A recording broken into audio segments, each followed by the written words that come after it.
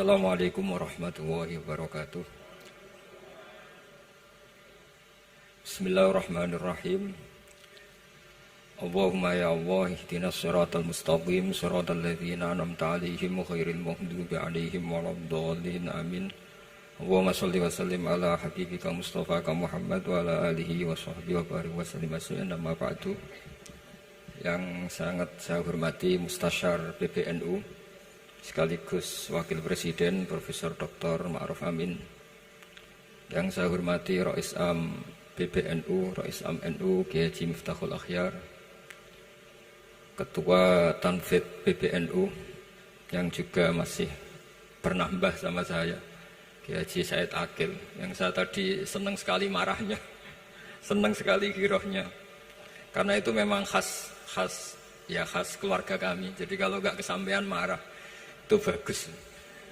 Jadi di antara sifatnya para nabi itu wayahdufulillah, kalau agama nggak dapat apa tadi jatah ya, nggak tahu saya maknanya itu. Jadi kan wayahdufulillah wayardoliridho.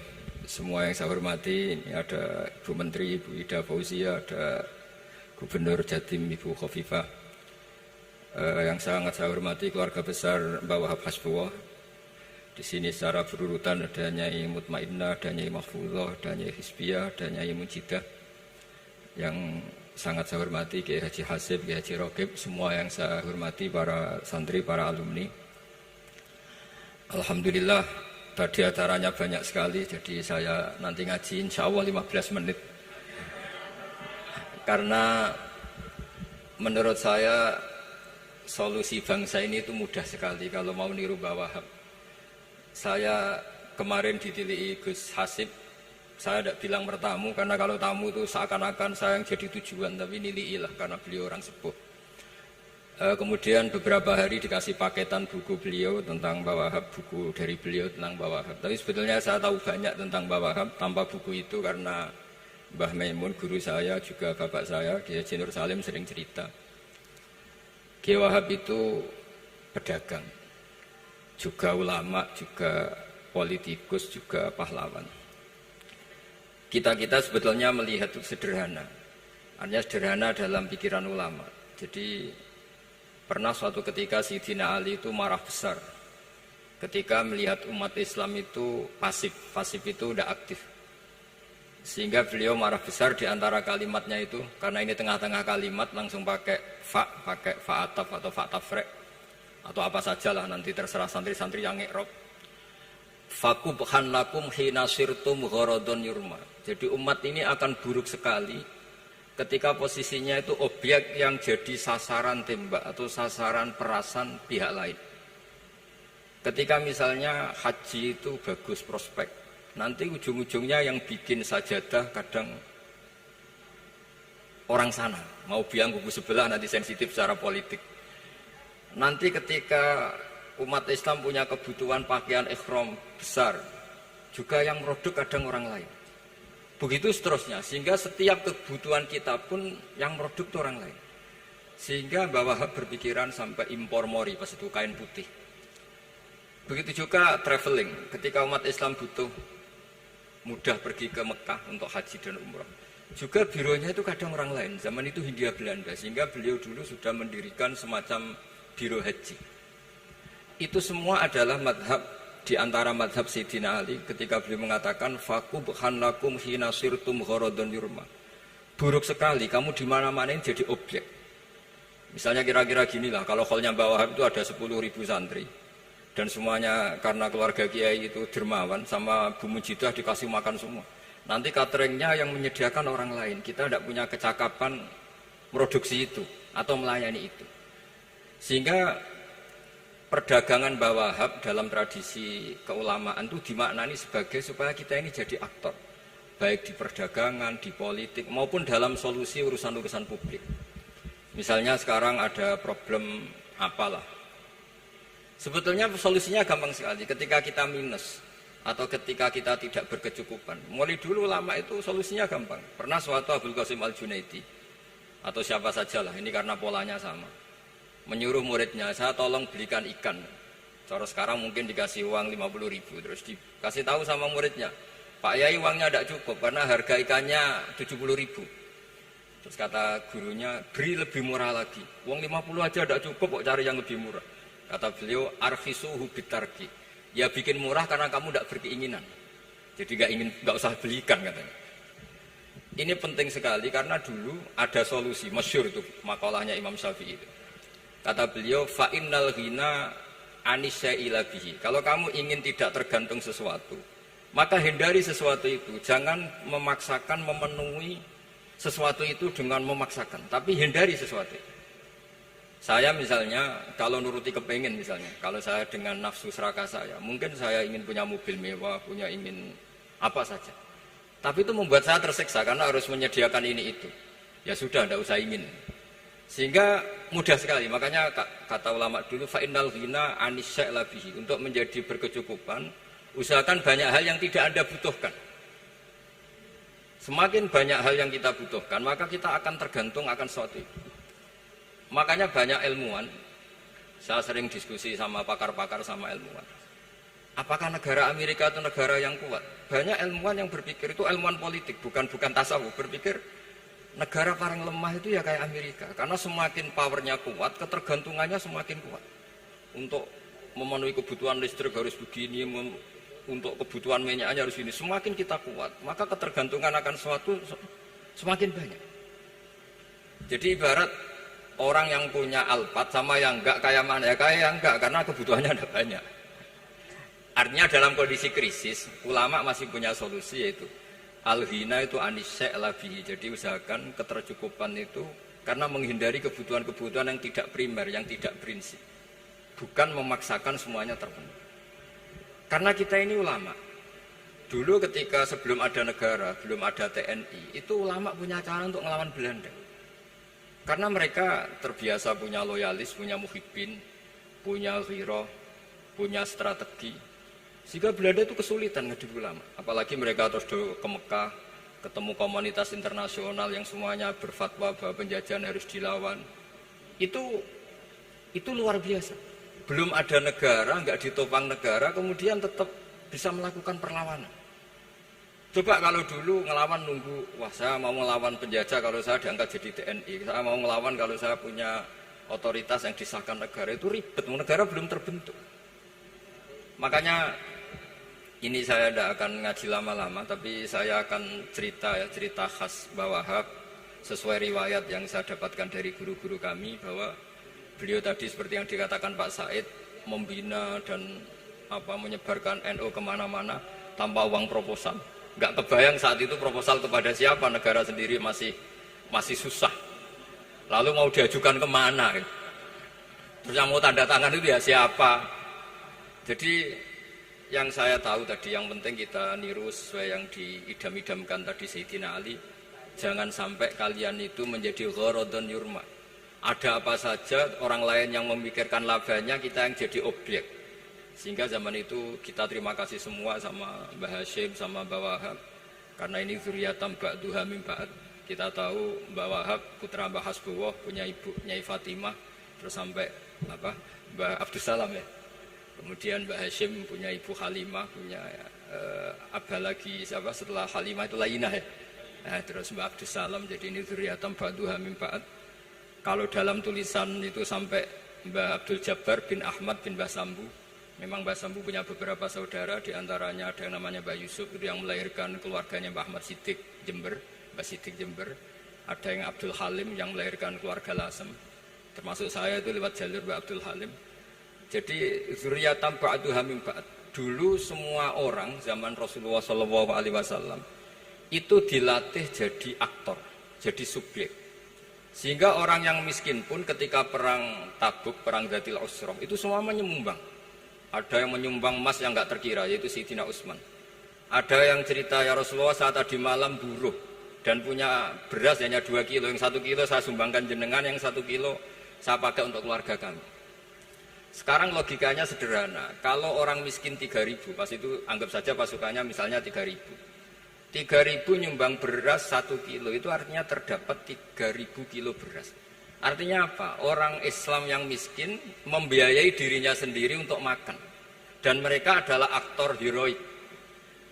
Tapi kalau misalnya ini orang-orang miskin ini tidak mau urun rembuk, kemudian menjadi beban negara, maka yang harusnya dipakai senjata, dipakai beli sembako.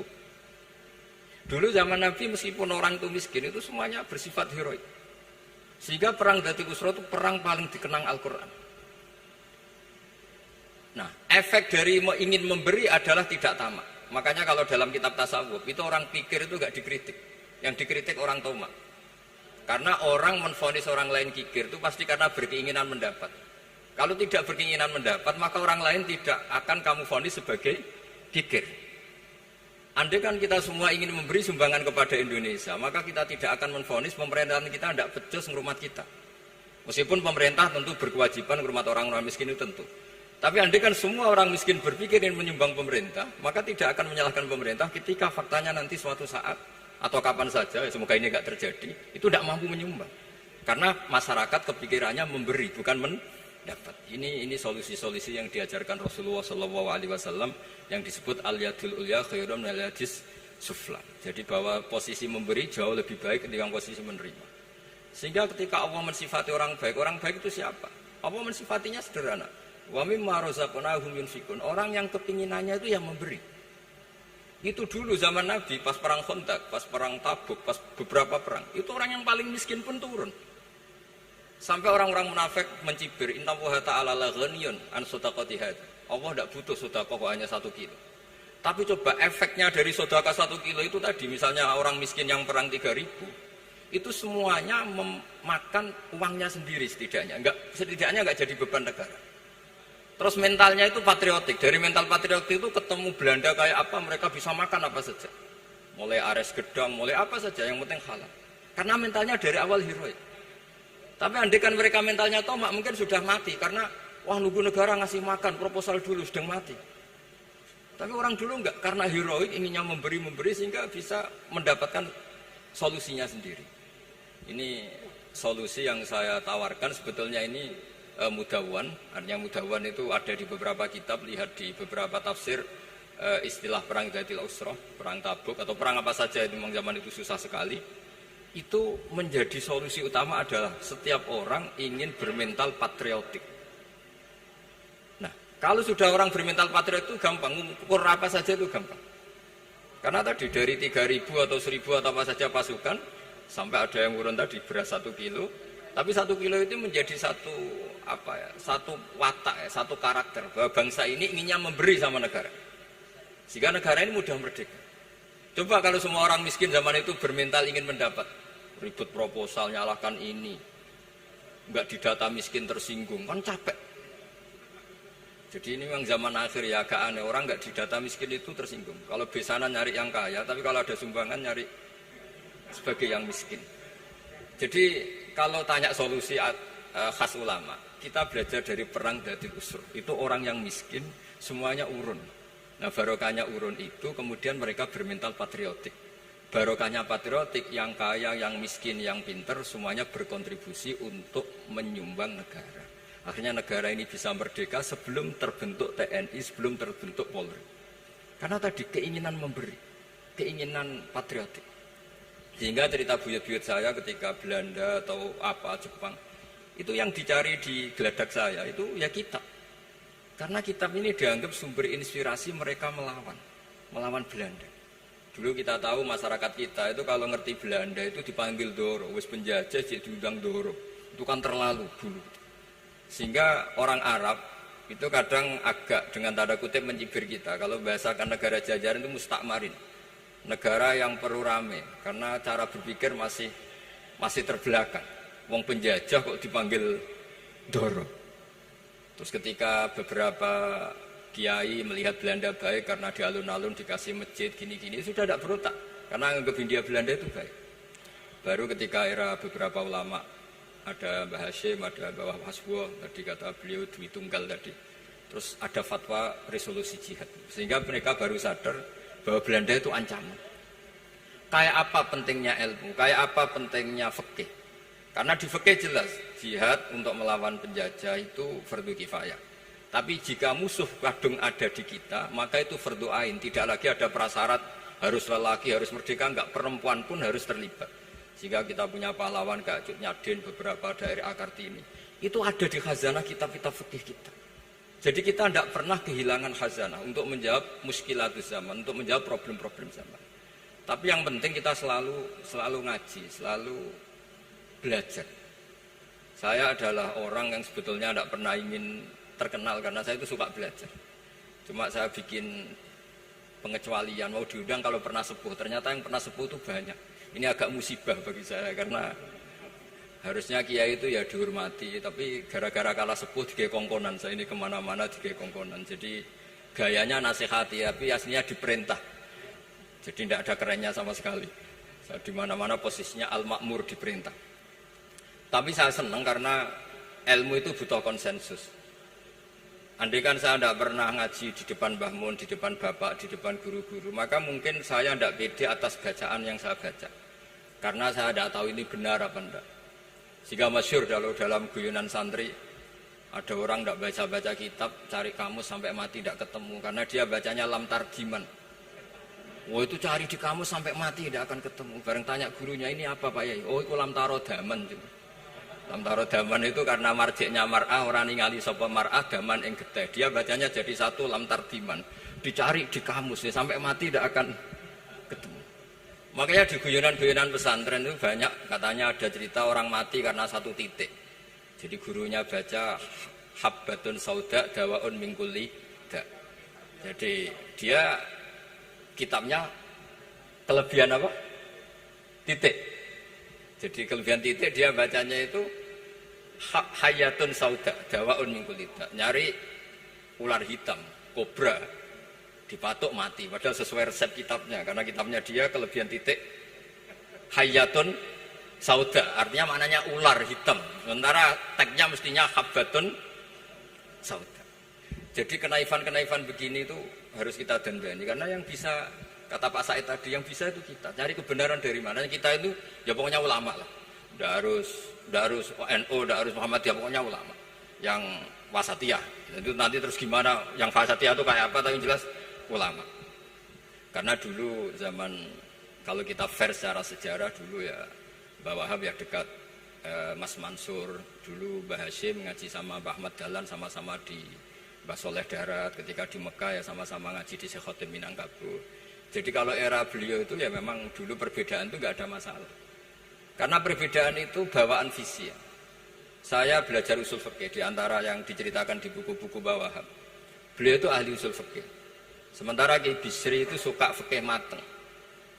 Sehingga memang ada perbedaan antara fikih mateng dan usul fikih. Saya beri satu contoh. Ini guyonan tapi nanti di usul fikih nanti kelihatan. Di usul fikih itu ada ilmu namanya tangkihul manat. Ketika Nabi sama-sama menyebut sesuatu, sebetulnya ada benang merah di situ, tidak sama persis. Misalnya begini. Ja'a a'rabiyun ila Rasulillah sallallahu alaihi wasallam. Faqala ya Rasulullah ahlaktu. Wa ma ahlaka qal waqatu imraati fi nahari Ramadan. Ya Rasulullah, saya ini orang yang rusak karena saya berhubungan intim dengan istri saya di ketika Ramadan. Terus Nabi ngendikan, ya sudah kamu harus merdekakan budak. Saya tidak punya ya Rasulullah. Ya sudah kamu puasa 2 bulan berturut-turut. Kata beliau, puasa baru sehari saja kecelakaan apalagi 2 bulan. Karena kamu orang Arab lah, orang Arab itu. Dia cerita ini di Arab kita. Terus, ya sudah kamu sedekah sama 60 orang miskin. Saya ini orang paling miskin. Susah kan menghadapi orang miskin seperti ini. Nah, pertanyaannya secara usul fikih. Menurut mazhab Syafi'i, sanksi berat itu hanya untuk yang berhubungan suami istri. Sehingga kalau membatalkannya pakai rokok, pakai minum, pakai makan, tidak kena sanksi seberat itu. Masuk akal kan, karena memang hubungan suami istri dalam banyak hal, misalnya haji, itu ifsad, yang benar-benar ifsad, bisa merusak haji secara total. Tapi menurut Imam Malik, pikiran Imam Syafi'i itu dianggap aneh. Loh ini hubungan suami istri itu statusnya mubah, sesuatu yang boleh. Maka semua hal yang boleh tapi merusak kehormatan Ramadan, maka ketentuannya sama. Yaitu misalnya nggak sakit, nggak apa, pagi-pagi nyate. Wah itu kan melecehkan Ramadan, nggak sakit, nggak apa, kok pagi-pagi nyate. Perlu dicatat karena hubungan suami istri itu sesuatu yang boleh. Berarti kalau yang boleh merusak Ramadan hukumannya berat, makan yang statusnya boleh juga hukumannya berat. Itu dulu bapak saya ketika bikin analogi itu mau cerita sederhana gini. Hak di sini ono santri ya goblok, kandanane aneh. Istrinya lapor ke kiainya, Pak Yai, santri jenengan kalau sama istri sering mukul itu nabok pakai tangan. Santrinya dipanggil kan alumni, kamu jangan sering mukul istri kamu gini-gini. Iya Pak Yai, njeh. Suatu saat 2 minggu istrinya lapor lagi, sekarang tidak nabok Pak Yai, nyaduk. Karena yang dilarang hanya nabok. Dipanggil kiai, lo kamu katanya masih sering nyaduk istri kamu. Yang dilarang kan mukul, sekarang nyaduk. Kapan-kapan meludahi. Nah, artinya di usul fikih dijelaskan bahwa makna haramnya naboi adalah hurmatul idza, haramnya menyakiti. Maka nyaduk sama, meludahi sama, menerlantarkan sama. Itu dulu bahwa ahlinya bikin usul fikih seperti itu. Sehingga misalnya amar ma'ruf nahi mungkar ketika beliau ditanya, apakah perlu ikut kabinet gotong royong? Tapi di situ banyak kelompok yang mungkin tidak cocok. Pikirannya kayak apa harus ikut, justru ikut benahi dari dalam. Meskipun dari ikut itu Bapak Wahab Nyun Sewu yang mengalami fitnah yang macam-macam dituduh karena zaman itu nasakom. Tapi itu beliau santai saja. Tapi zaman itu memang itu sah karena zaman itu belum dibubarkan. Jadi yang dialami Bapak Wahab ini luar biasa. Semuanya harus jadi pelajaran bagi kita. Makanya jangan pernah meninggalkan ilmu yang bernama usul fikih. Karena fikih yang mateng itu cara basa Jawa ini akan kehilangan stok teks. Misalnya Nabi sedekah pakai kurma atau pakai apa makanan pokok. Itu hadisnya itu kurma, sama Imam Syafi'i digenti kutu ahli baladi, yaitu makanan pokok dari negara. Sehingga kita tidak bisa mentang-mentang Nabi sedekahnya pakai kurma terus kita orang miskin kita kasih kurma. Bisa linu tuh nih kalau makan kurma orang Indonesia itu. Karena yang penting itu kutu ahli balad bukan kurma. Bukan mentang-mentang Nabi sholat di Mekah Medina, kalau ingin persis sunnah Rasul, sholatnya harus di Mekah Medina. Kalau di Indonesia, Nabi tidak pernah sholat di Indonesia. Sunnah Rasul, sholatnya di Mekah Medina. Bisa ada orang sholat kalau gitu. Jadi, ada ilmu yang namanya tangkihul manat. Yang harus ditiru itu sisi mananya. Nah, dalam konteks Arabi tadi, terus kemudian ada dibuang. Ja'a Arabion, kata Arabi itu dibuang. Datang orang Bedui. Orang kota pun kalau punya kesalahan yang sama, hukumannya juga sama. Maka kata Arabi dibuang. Nah, menurut Imam Malik, kata jima hubungan suami istri juga dibuang, digenti membatalkan puasa dengan apa saja yang tanpa udzur syarat. Jadi ini kealiman kiai-kiai Indonesia dulu itu, misalnya kentong, dulu meskipun ada yang bilang bid'ah, kentong itu bid'ah karena mirip orang Nasrani. Orang Nasrani itu bentuk kentongnya di kelenteng itu tidak seperti kentong kita. Adat Indonesia kalau pos kampleng ada maling, ada banjir pakai kentong. Jadi adatnya memanggil tuh pakai kentong. Makanya kiai-kiai dulu, ini mirip orang Nasrani, enggak mirip pos kampleng katanya. Padahal jelas ya, menurut hadis sahih jelas ketika ada sahabat usul ya Rasulullah bikin kentong, wah jangan nakus itu nanti kayak Nasrani. Bikin buk itu trompet, jangan nanti mirip orang Yahudi. Ya dengan api ya Rasulullah, jangan nanti mirip Majusi. Datang sahabat tergesa-gesa, beliau mimpi kalau diajarin azan. Azan itu maknanya al-ilam, memberi maklumat waktu sholat. Akhirnya ada azan. Kemudian ulama Indonesia dulu Mbah Hashim sama Kiai Fakih Mas Kemampang, yang satu anti kentong, yang satu pro kentong. Itu dulu ya saling menghormati, nggak masalah. Karena fikih itu sekali khilaf itu mirip-mirip. Tadi Pak saya Takil nyinggung Palestina. Saya pernah ke Palestina. Itu banyak ulama Mesir yang mengharamkan orang datang ke Yerusalem, ke Masjid Aqsa. Karena mau tidak mau harus dapat visa Israel, berarti ngaku eksistensi Israel. Karena dianggap mengaku eksistensi Israel maka hukumnya haram. Tapi saya pernah ketemu Imam Masjid Aqsa. Beliau bilang begini, Pak Bahak, kalau orang Islam dari seluruh dunia tidak datang ke kami, maka eksistensi kami dianggap diabaikan oleh komunitas internasional. Dan itu dengan mudahnya Israel mencaplok kita. Sehingga separuh ulama Mesir juga mewajibkan yang mampu harus ke sana. Dengan cara itu Aqsa aman karena masih diperhatikan ulama atau komunitas internasional. Yang satu cara pandang ke sana berarti ngaku eksistensi Israel karena ada visa Israel. Yang satu bilang harus ke sana, dengan itu eksistensi Masjid Aqsa terjaga karena masih diperhatikan ulama atau komunitas Jadi di mana-mana khilaf itu ya seperti itu. Tapi alhamdulillah di kita itu khilaf itu biasa. Sehingga zaman kita mondok, saya itu pernah pengalaman buruk sekali saya ketika jadi Rois Musyawarah Fatul Mu'in. Itu ada pertanyaan gini Gus Hasib. Saya tanya gini sama orang. Gus, soft paling utama itu yang nomor berapa? Nomor 1 kata saya. Yang kedua, yang soft berikutnya, iya yang berikutnya. Kalau sudah tahu soft terbaik itu yang nomor 1, kenapa masjid gak dipakai memanjang selatan utara? Biar semuanya nomor 1. Selagi masjid itu memanjang barat timur, pasti ada soft 1, 2, 3. Itu kan kurang ajar betul. Jadi supaya orang soft 1 semua ya tinggal desain masjidnya, yaitu memanjang utara selatan. Selagi masih memanjang barat timur, pasti soft 2, 3. Terus saya kebalik tanya. Lalu setelah begitu yang paling abdul siapa? Yang sisi kanannya imam. Ya sudah, imamnya dipojokkan pol selatan, biar semuanya dari pol kanan. Nanti ada masalah lagi, yang paling abdul siapa? Yang paling dekat imam. Yus kono kerubuti imam kan gitu. Jadi kalau nuruti fikih itu ya memang ilmu logika. Sehingga banyak orang jadi wali itu dari hasil ijtihadnya. Ada orang jadi wali karena sering sholat di shaf awal. Tapi ada wali pesaingnya justru jadi wali karena kalau sholat di belakang. Tapi tetap wali. Suatu saat dua wali ini ketemu. Loh, kamu kok wali? Padahal kalau sholat paling belakang. Saya tuh malu sama Allah. Kok kayak sok suci ya gue ngarep gitu. Jadi wali karena adab, bukan karena malas. Saya itu gak pede. Saya saja kok sholat di depan.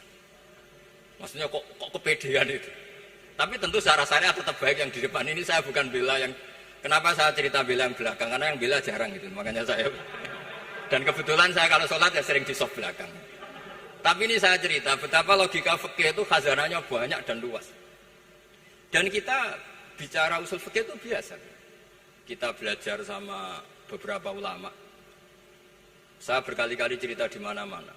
Muhammad bin Hasan Asyibani itu mewajibkan ulama kaya. Dan beliau kalau ngitung duit itu di kamar tamu, di ruang tamu. Sehingga santri ora kepikiran nyalami template. Kan cara wong Jawa kan meliting ngitung duit kok di ruang tamu. Tapi ternyata alasannya beliau masuk akal. Ben santri ku roh nak kiye di duit. Jadi ra perlu kepikiran nyumbang gulu. Ya masuk akal. Tapi yang nyimpen duit ya masuk akal, wong duit kok dipamer-pamerno. Tapi yang pamer nggih monggo nak niate ben wong liya ndak perlu berempati, ndak perlu sakit. Jika nggak perlu didata dapat BLT, mergo duit tidak kok. Ya, itu semuanya istihad. Assalamualaikum warahmatullahi wabarakatuh.